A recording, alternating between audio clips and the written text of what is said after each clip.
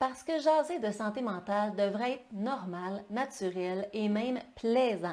Et on vous le démontre aujourd'hui avec mon invité Andréane Martin, nutritionniste, diététiste, conférencière, chef d'entreprise en train de bâtir la plus grande équipe de diététistes spécialisés en microbiote et santé intestinale en Amérique du Nord.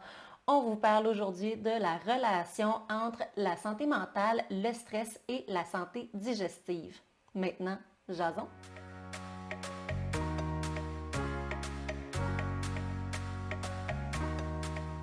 Bonjour et bienvenue à Jason Santé mentale où aujourd'hui j'ai une invitée en or, Andréane Martin, nutritionniste diététiste et on va jaser ensemble de la relation ambiguë entre la santé mentale, le stress et le système digestif.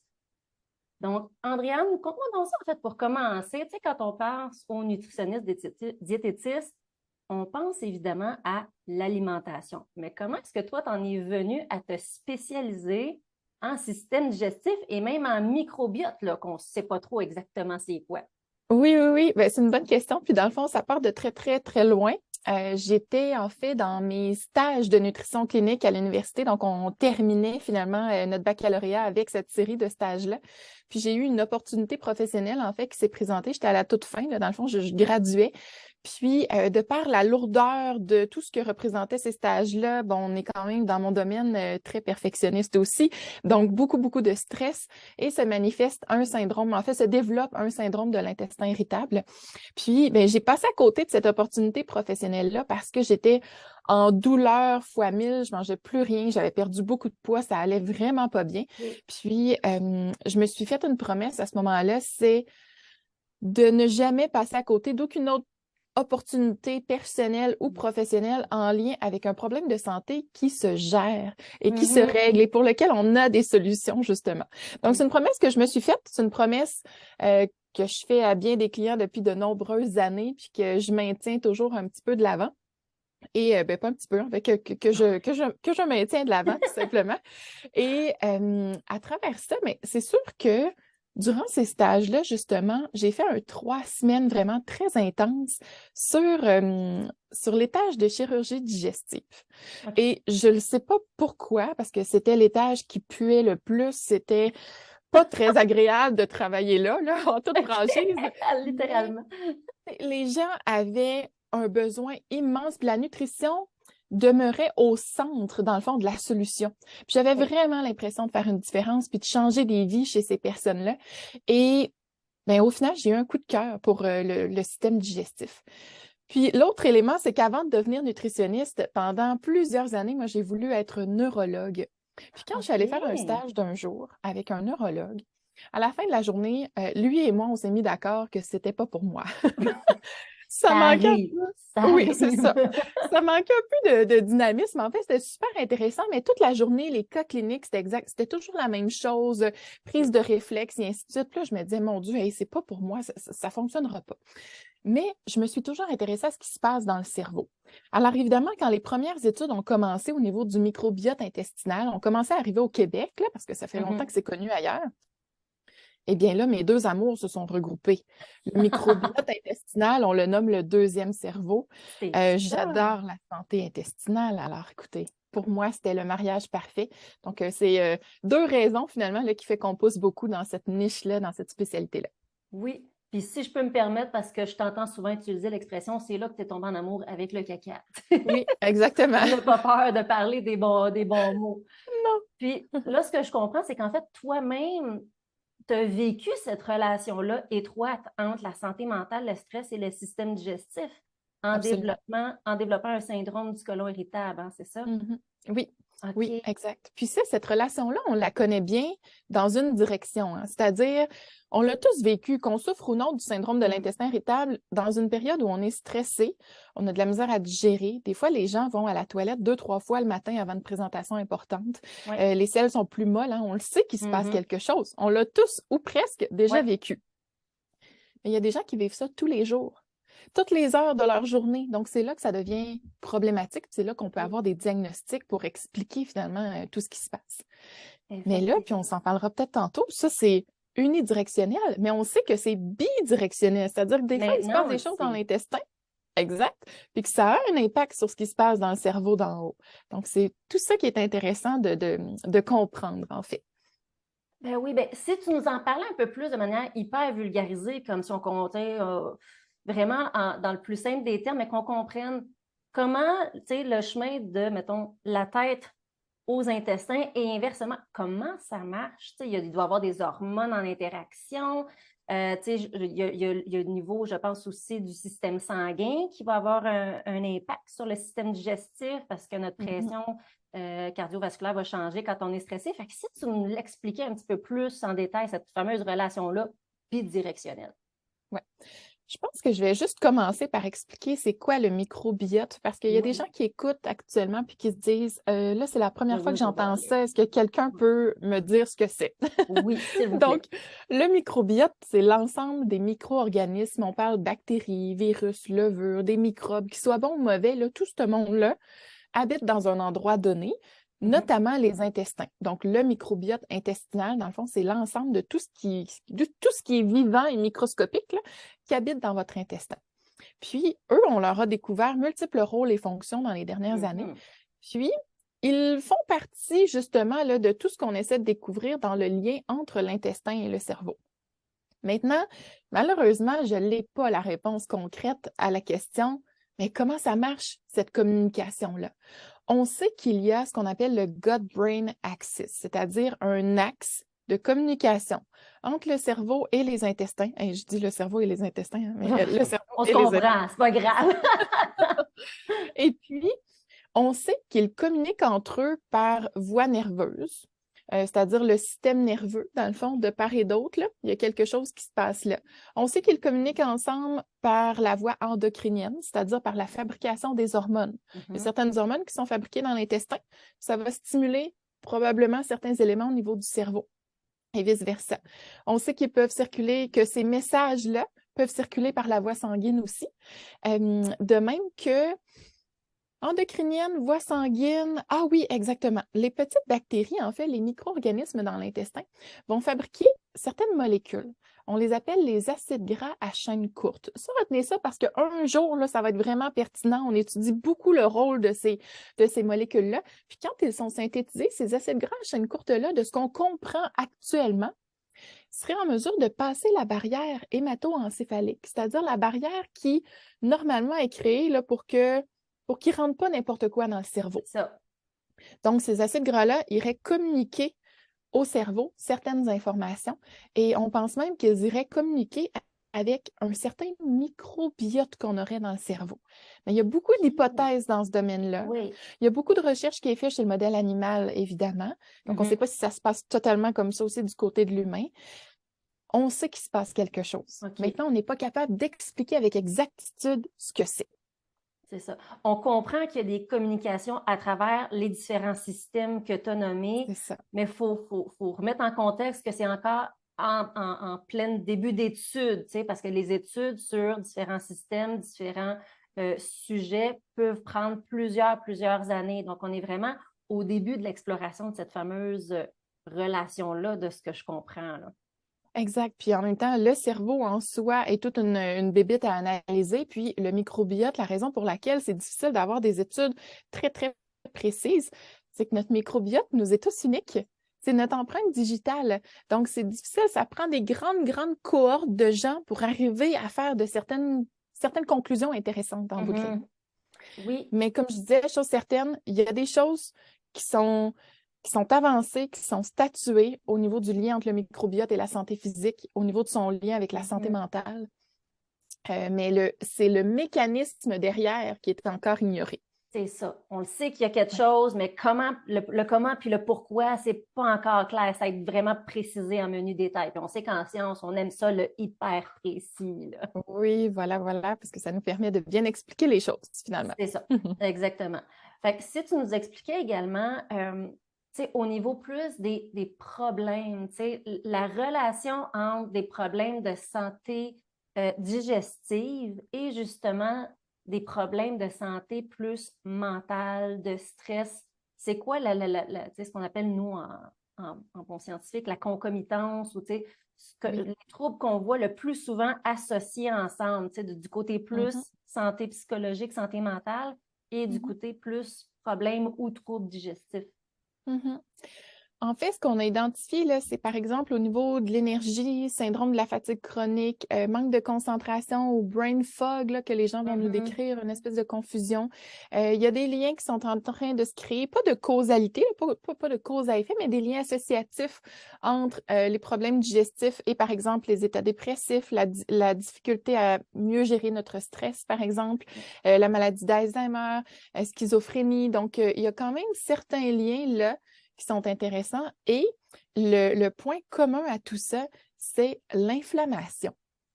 C'est là que ça devient à la fois hyper complexe et à la fois hyper intéressant. Oui. On s'est rendu compte que quand le microbiote va pas bien, est perturbé, mais souvent c'est en relation avec les problèmes digestifs qu'on a. Maladie inflammatoire de l'intestin, on associe toujours une dysbiose intestinale, c'est-à-dire une perturbation dans le microbiote de l'intestin. Quand on souffre d'un syndrome de l'intestin irritable, bien souvent, il y a cette fameuse dysbiose-là, cette fameuse perturbation au sein des microbes dans notre intestin. Là, je nomme ceux-là, mais diarrhée, constipation, bref, quand on a des problèmes digestifs, souvent, c'est ça, il y a une perturbation dans le microbiote. Cette perturbation-là, souvent, va fragiliser ce qu'on appelle la barrière intestinale. Vous savez, entre le monde extérieur et le monde intérieur, on a deux grandes barrières. La première, c'est la peau. Puis la deuxième, c'est dans l'intestin. Ah ouais? L'intestin, c'est toute une barrière, là, en fait. C'est tout ce qu'on mange, là. Il faut qu'il y ait du monde à l'intérieur qui dise, ben ça peut rentrer, puis ça, il y a hors de question que ça rentre, parce que ça peut nous... C'est ça, exactement, ça peut nous polluer, tu sais. Le bon nutriment, on veut qu'il rentre, mais la bactérie pathogène, on veut pouvoir se défendre contre elle.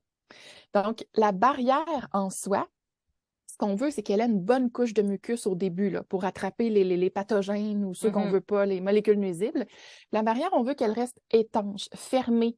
Et on veut qu'elle s'ouvre seulement lorsqu'on lui dit de s'ouvrir pour absorber les bons nutriments, par exemple. Mais si notre microbiote ne va pas bien, donc automatiquement, quand on voit justement que notre caca n'est pas parfait ou quand on a des problèmes digestifs, donc, souvent, c'est un signe là, qu'on a une petite perturbation. Donc, la barrière peut s'ouvrir et rester ouverte.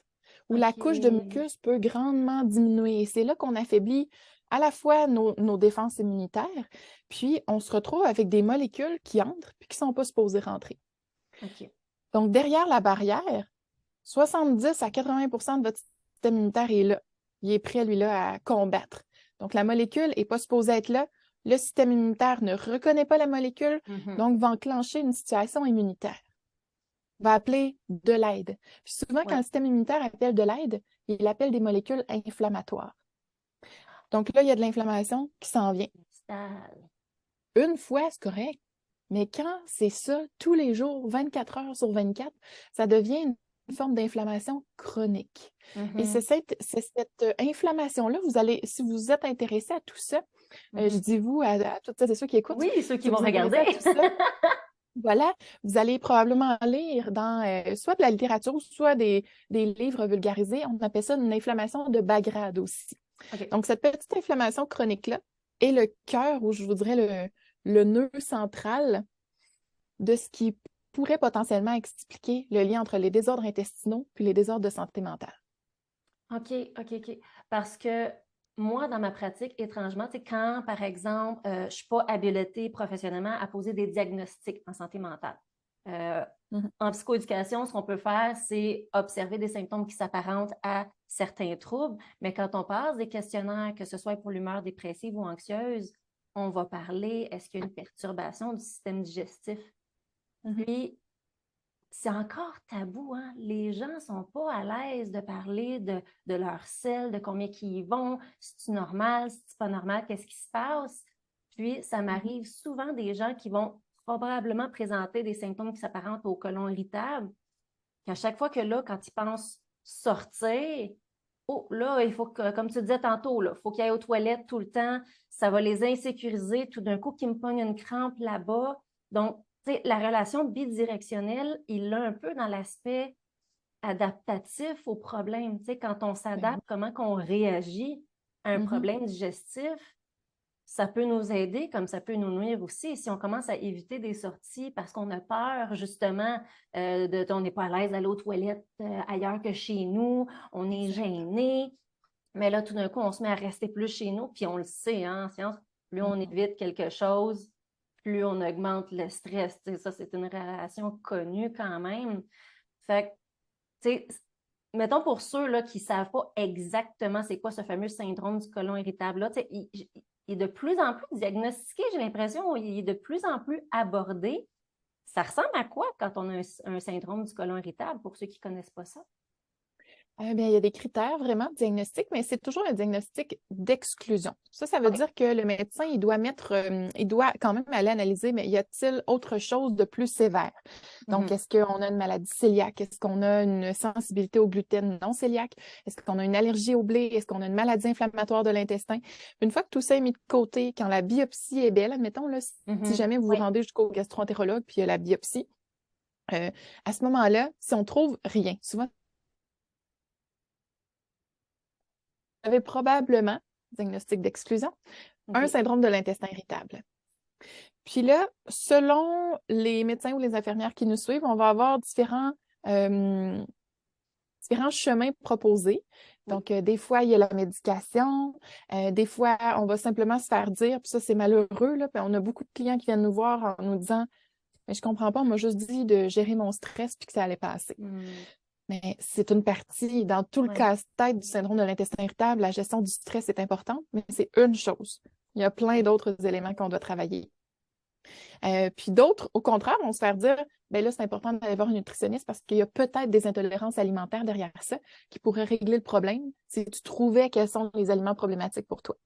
C'est ça, il y a comme une belle collaboration interprofessionnelle intéressante ici parce que c'est ça, c'est multifactoriel, les problèmes digestifs qui sont effectivement associés aux problèmes de santé mentale, tu sais, de à la fois travailler au niveau nutrition, au niveau alimentaire, au niveau du système digestif en tant que tel, mais aussi à la fois les facteurs tu sais, qui vont prédisposer au problème au niveau de la santé mentale, du bien-être, et les facteurs de maintien. Tu sais, si on a de la misère à, tu sais, comme j'expliquais tantôt, le cercle vicieux, où plus on a peur de sortir puis d'avoir des troubles, moins on sort, plus on s'entretient dans notre anxiété.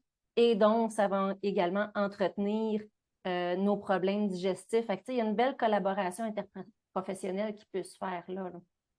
Oh oui, vraiment. Puis des fois, c'est qu'on ne sait pas qu'est-ce qui cause quoi, justement. Est-ce que c'est le problème digestif qui a causé l'anxiété de par Exact. tout ce qu'on vient de dire, C'est justement, ou ça. si c'est l'inverse, ou si tout ça est relié et arrive en même temps.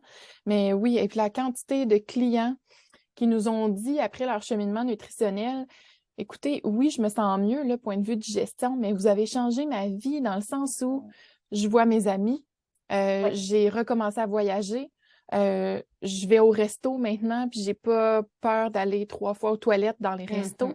Je Oui. me rappelle, en tout cas, j'ai plein d'exemples en tête, là, puis notamment des femmes ou des hommes qui étaient célibataires, qui ont finalement trouvé l'amour parce que, mais ça les dérangeait pas d'aller à une soirée puis de faire un peu une petite date par-ci, par-là, parce que justement, il y avait pas l'impression d'être ballonné 6 mois de grossesse à la fin de la journée à cause de leurs problèmes intestinaux. Oui. Donc, c'est tellement c'est tellement relié. Vous savez, 30% des absences au travail là, sont reliées aux problèmes de santé intestinale. Oui. C'est pas, on dirait Carrément. que le syndrome de l'intestin irritable, c'est un diagnostic d'exclusion, donc on dit que c'est pas très grave, mais ça hypothèque des vies, c'est Oui, incroyable. Donc, puis il existe des solutions, c'est ça qui est extraordinaire. Puis il existe plein de absolument. professionnels pour nous aider, justement. Absolument. Puis, confidence personnelle, j'ai moi-même le syndrome du côlon irritable. Euh, Oui. Même, je t'écoutais tantôt parler de comment ça s'est produit. Moi-même, à la fin de mes études de maîtrise, gros stress. Puis, c'est à la toute fin, une fois mon mémoire de recherche terminé, que le stress est retombé. Et là, pouf, tout d'un coup, le système digestif me rappelait tout le stress que j'ai accumulé. Je l'ai eu pendant Oui. longtemps et je vis encore avec. Je pense que je garde cette sensibilité-là, mais c'est ça, il y a plein de stratégies qu'on peut se donner pour être fonctionnel avec et ça ne nous arrête plus. On le sait qu'il est présent, du fait qu'on arrive à gérer puis on utilise chacun nos stratégies, oui, les symptômes vont diminuer. Puis des fois, il y a des situations où avant, on n'était plus capable. Puis aujourd'hui, on y va comme si de rien n'était puis on n'a aucun symptôme, mais ça reste toujours présent. Puis ça y va un peu par vague aussi. Hein. Il y a des périodes où on va bien, on dirait qu'on roule, on est en équilibre, nos symptômes sont presque absents, comme si on n'avait jamais eu le diagnostic. Puis là, puis il y a des périodes de vie un petit peu plus stressantes, un peu plus difficiles. Puis là, les symptômes reviennent. L'important, c'est de savoir c'est quoi nos outils, c'est quoi nos facteurs à nous, justement, les ressources professionnelles qui font du sens en fonction de nos symptômes, en fonction de ce qu'on vit aussi à ce moment-là. Oui. Puis dis-moi, Andréane, pour terminer, conclure aujourd'hui dans les dernières minutes, là, si on parlait un peu, évidemment, de stratégie à la fois préventive pour avoir cette bonne relation-là entre notre système digestif et notre bien-être, puis aussi des petites stratégies, bon, ben on l'a échappé, qu'est-ce qu'on fait? Comment qu'on peut se racheter? Bon, là, c'est sûr que tout est individuel à chacun. Hein, notre microbiote nous est unique.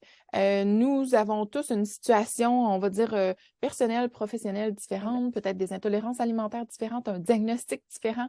Donc, on fait attention de ne pas appliquer les généralités telles quelles. Il faut les personnaliser.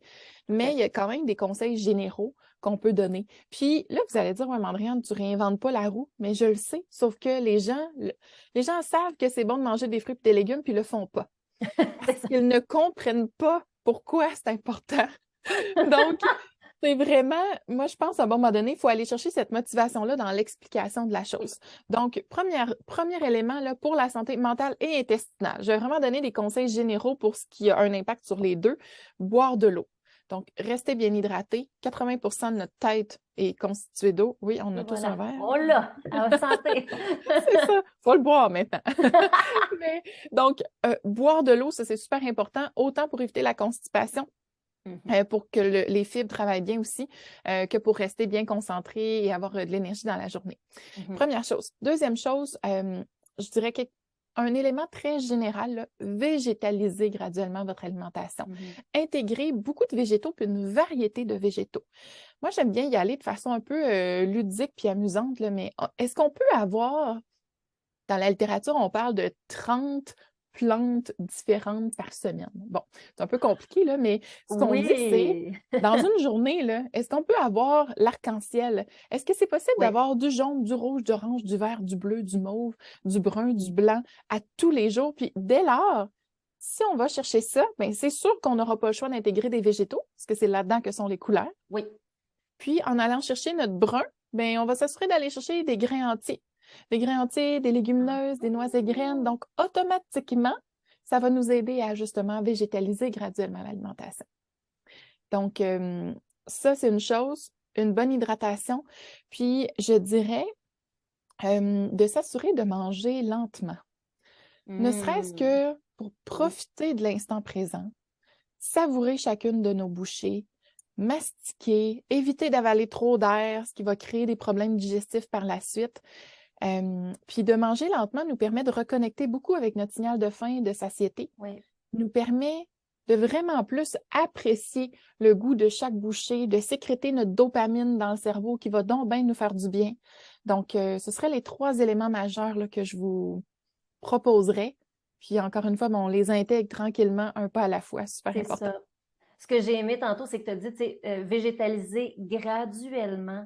Fait que, pour ceux qui écoutent, c'est de regarder vraiment, OK, c'est quoi mon point de départ? Est-ce que je mange au moins un fruit ou un légume cru par jour? C'est pas réaliste de dire, bon, ben, maintenant, je mange mon arc-en-ciel à tous les jours. Je pense que c'est vraiment d'y aller, bon, ben, peux-tu commencer par un? Exact. Aujourd'hui, j'en mange un, demain, j'en mange 2. Puis une fois que ça, c'est acquis, ben, on passe à l'étape suivante. C'est ça. De graduellement, ça va toujours être dans la meilleure direction que votre point de départ, même si c'est pas obligé d'être rapide, puis il y a même plus de chances, je pense que ça reste intégré de cette façon-là aussi. Même chose pour l'eau. Je pense que les recommandations, c'est quoi? C'est 3 litres d'eau par jour? Non, ça, c'est le liquide total. Les recommandations en eau, c'est un gros débat parce qu'on n'est pas sûr au niveau de la science, mais mettons 1,5 litres, là, d'eau environ dans la journée, 6 tasses à peu près. Mais C'est allez-y ça. aussi en fonction de votre soif, là. Ça, c'est super Oui, important. oui, oui. Ben, c'est ça, des fois, quand les gens disent, OK, bon, ben, il faut boire notre 6 tasses d'eau par jour, bon, mais ils se versent déjà la première journée, 6 tasses, puis il faut que je boive Mhm. tout ça dans ma journée. Tu sais, si vous J'aime n'êtes bien pas l'image. motivé, vous devez le mug, là. Et non, puis en plus, les gens nous disent, je suis toujours rendue aux toilettes, je suis pas efficace, Andréane. Mais oui, mais si tu pars de zéro puis que tu clenches 2 litres demain matin, c'est sûr que la vessie, C'est elle n'est pas ça. habituée à ça, là. Les mamans, on le sait, ça, hein, ce défi-là. Ouais, tranquillement, mais sûrement. Puis vraiment, c'est, dans le fond, tu l'as mentionné, là, la phase maintien va être beaucoup plus facile par la suite. Donc, Oui, on va pouvoir intégrer ça à long terme, c'est le but.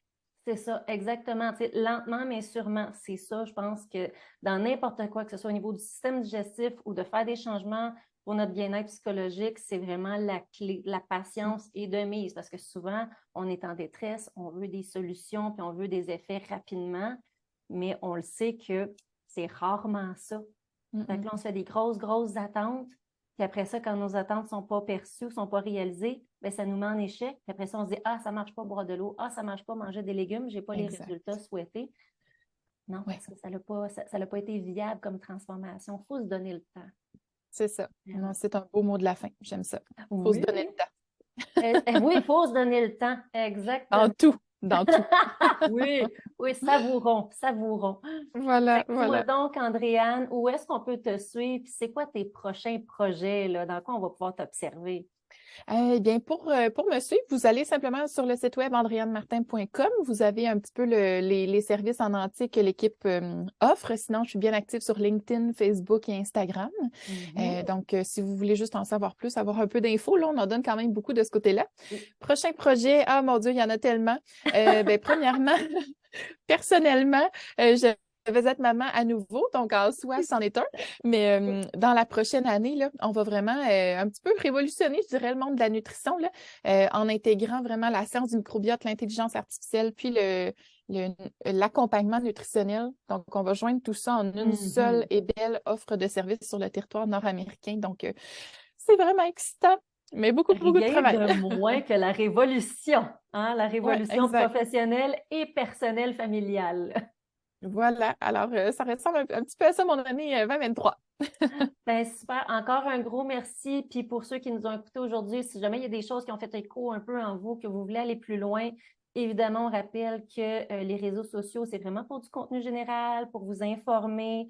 Même si on donne des fois des exemples très personnels, ça peut différer de chacun et tout ça est normal. Fait qu'on vous encourage vraiment à aller consulter des professionnels si jamais vous avez des besoins. On va vous mettre des liens en commentaire au besoin. Donc, sur ce, on vous dit à bientôt à Jason Santé Mentale. Merci, Andréane. Merci beaucoup pour l'invitation. Au revoir.